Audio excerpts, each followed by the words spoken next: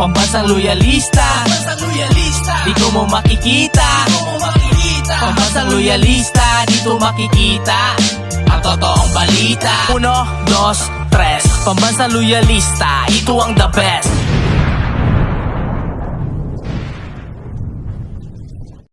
Ma'am, magandang hapon po.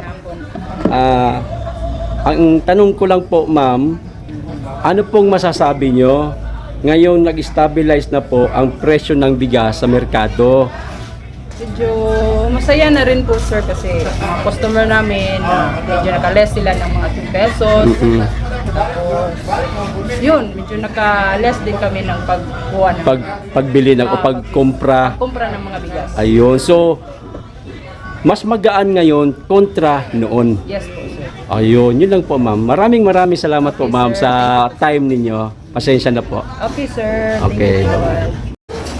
Okay, sir.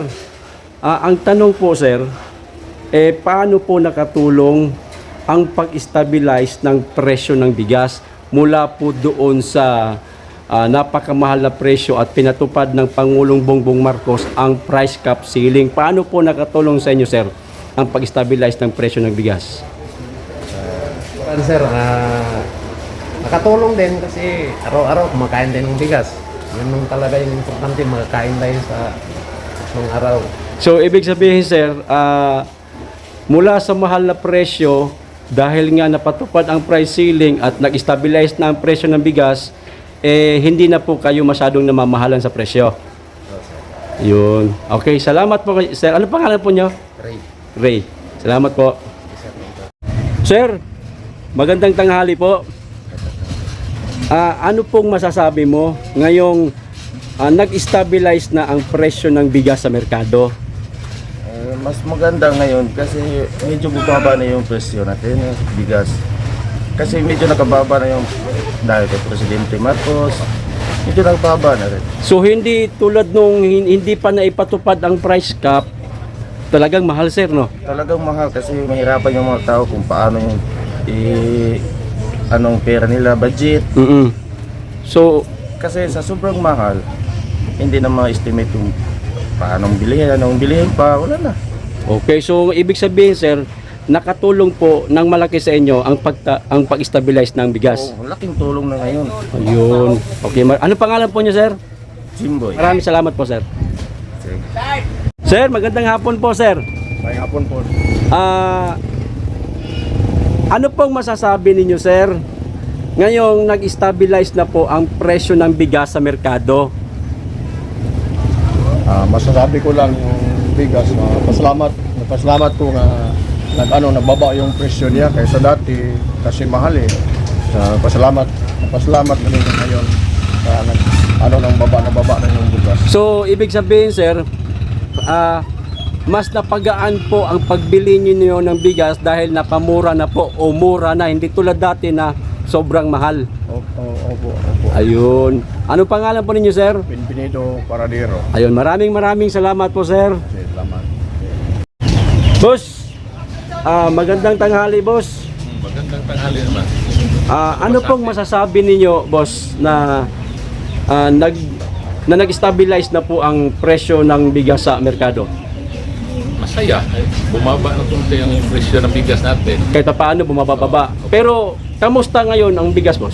Ito ngayon, biglang tumaas na naman. Pero nung naipatupad ng Pangulo ang price cap, Masaya.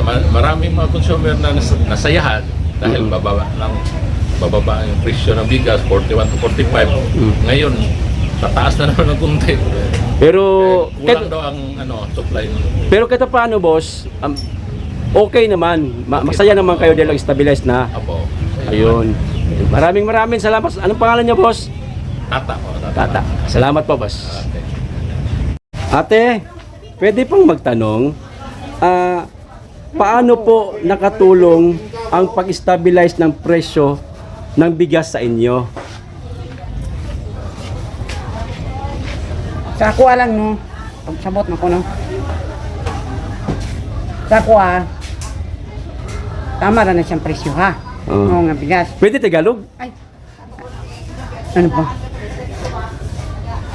Sa ako lang kuan, yan, ano, yung bigas, tama lang sa presyo. Mm-mm. Hindi lang mabigat sa ano, sa bulsa, Mm-mm. yung ano, pagbili ng bigas. Hindi man.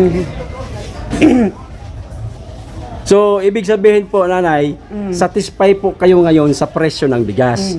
Hindi po mabigat sa bulsa. Hindi. Hindi po tulad noong nakaraan, ganon. Oo, yung 51, yung ano, yung mataas na presyo, Oo. mabigat yun sa ano, kay, yung ano ni mo, Dagdag, dagdag na pamilya ni mo marami, Yun. hindi man makaano, maano sa kuan, pera mo. so dagdag sa gastos yun Oo, dati. Yung pera mo, maliit lang, hindi man maano sa Hindi ano, magkasya na. magkasya. Okay. Dapat anuhon. So budget ibig sabihin, mas magaan ngayon kaysa sa noon.